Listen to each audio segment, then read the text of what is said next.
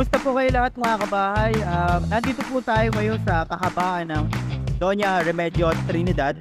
Dito po yan sa bayan ng San Ildefonso sa lalawigan ng Bulacan.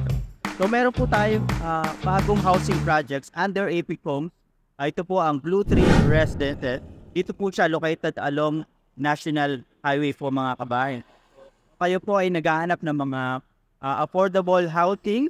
Well, we have townhouses po dito with us without carport. Kaya po spacious din, no? Na house na lahat, meron din like house na lahat. And later on, magkakaroon din siya ng mga single attached po mga kabahay. Paila nila ng mga single attached po mga kabahay.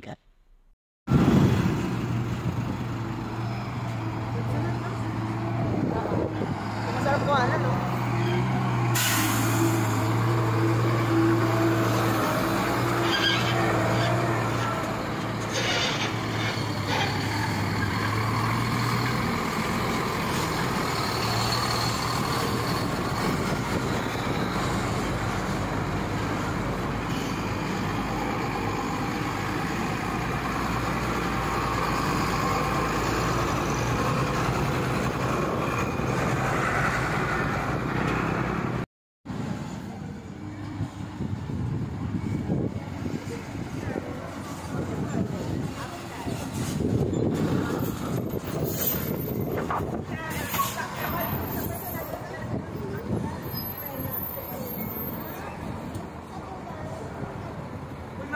Partner.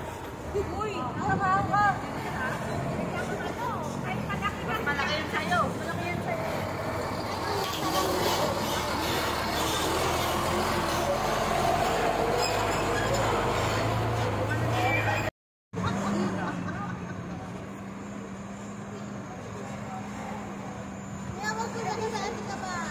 Ha?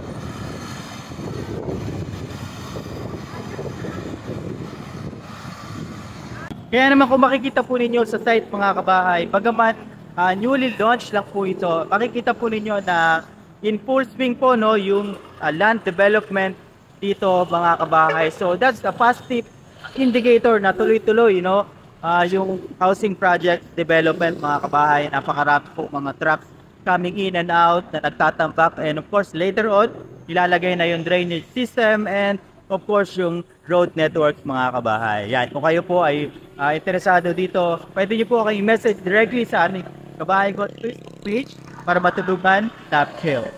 Muli, ako pa pala si Rog ng RCT Realty. We find home for you.